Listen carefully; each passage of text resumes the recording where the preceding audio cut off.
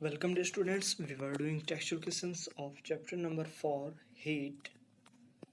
इसके 3 questions हो चुके हैं. नेक्स्ट हम 4th क्वेश्चन करेंगे. मैच द फॉलोइंग, जो नीचे दिए हैं उनको मैच करना है.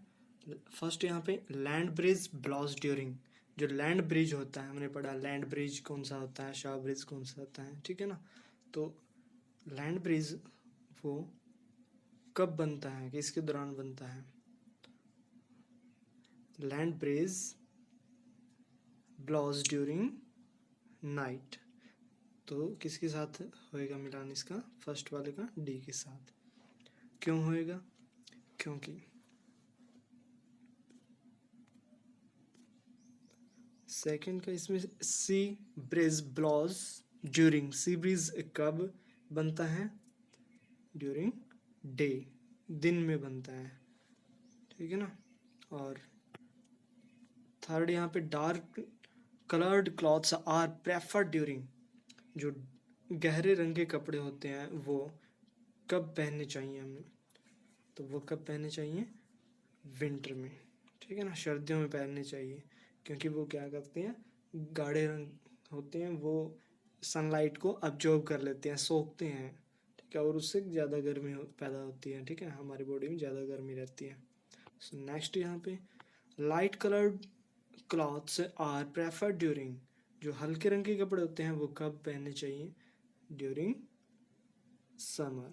गर्मियों के दिन में हल्के रंग के कपड़े पहनने चाहिए, ठीक है स्टूडेंट्स. सो नेक्स्ट यहाँ पे 5th question, discuss why wearing more layers of clothing during winter keeps us warmer than wearing just one thick piece of clothing. इस पर वर्णन करना है, विचार विमर्श करना है कि सर्दियों में ज़्यादा हम कपड़े डालते हैं, जैसे नीचे शर्ट के ऊपर हम स्वेटर डालते हैं या कोट डालते हैं, ठीक है, जैकेट डालते हैं, तो ज़्यादा कपड़े पहनते हैं हम. क्यों पहनते हैं ज़्यादा कपड़े, और हम जो गर्मियों में है वो सिर्फ सिंगल कपड़ा पहनते हैं, है ना. तो क्यों पहनते हैं इसका रीज़न बताना और डिस्कस करना इसके बारे में. Wearing more layers of clothing during winter keeps us warmer than wearing just one thick piece of clothing because air is also present in many layers and air is bad conductor of heat. जो हवा होती है वो क्या होती है, उष्मा की कुचालक होती है, ठीक है, यानी कि उसमें से हीट या गर्मी नहीं ट्रांसफर होती. तो इसलिए हम सर्दियों में अधिक लेयर वाले कपड़े पहनते हैं बजाय एक सिंगल लेयर वाले बिल्कुल पतले कपड़े के बजाय. सो air does not allow the heat of body pass outside due to which warmness remains there. जो हवा होती है वो अंदर की जो गर्मी है उसको पास नहीं होने देती. क्यों नहीं पास होने देती, क्योंकि वो बैड कंडक्टर है, कुचालक है, उष्मा नहीं गुजर सकती, ठीक है, इसलिए उष्मा अपने बॉडी में ही रहेगी. और जो अधिक लेयर के कपड़े हैं उनमें सब में क्या है, हवा होती है, ठीक है ना. सो नेक्स्ट यहाँ पे 6th, look at figure 4.1, mark where the heat is being transferred by conduction, by convection, by radiation. जो फिगर दी है इसमें ये पता करना है कहाँ से कौन सी टाइप की हीट ट्रांसफ़र होती है. वो क्या कंडक्शन वाली हीट है, क्या कन्वेक्शन वाले मेथड से हीट ट्रांसफ़र हो रही है यहाँ पे, या फिर रेडिएशन से. तो देखते हैं फिर. According to the shown figure, जिन पिक्चर दिखाई गई है इसमें देखते हैं हम, the heat is being transferred by conduction in mark 1.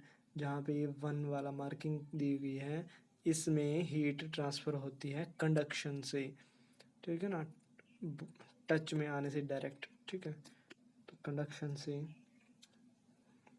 यानी यानी कि इसकी जो मटेरियल है इसके एक पार्ट से, एक सिरे से दूसरे सिरे तक लगातार हीट ट्रांसफ़र होती रहती है। सो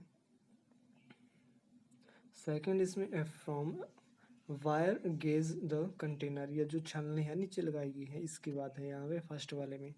सो नेक्स्ट यहाँ पे by convection in mark two, जो मार्क टू है ये वाला, ये दिया गया है पतीले के अंदर जो है मटेरियल है, जो लिक्विड है वो क्या है कि कैसे हीट गेन करता है, कैसे गर्म होता है, वो कन्वेक्शन से गर्म होता है, कन्वेक्शन की प्रोसेस से। कन्वेक्शन की प्रोसेस से कैसे, वाइब्रेशन से होते हैं, ठीक है। जो छोटे छोटे पार्टिकल्स होते हैं लिक्विड के, तरल पदार्थ के, वो वाइब्रेट करते हैं बहुत ज़्यादा, तो उस वजह से हीट ट्रांसफ़र होती है। नेक्स्ट यहाँ पे and bye radiation in mark 3 about the flame, जो रेडिएशन के द्वारा हीट ट्रांसफ़र होती है कहाँ पे, जो लैंप दिया गया है इसकी जो लो है ऊपर वाली, ठीक है, जो अग्नि है उसके ऊपर से भी हीट रेडिएशन से ट्रांसफ़र होती है, ठीक है ना। सो ये वाले क्वेश्चंस करेंगे स्टूडेंट्स। Thank you.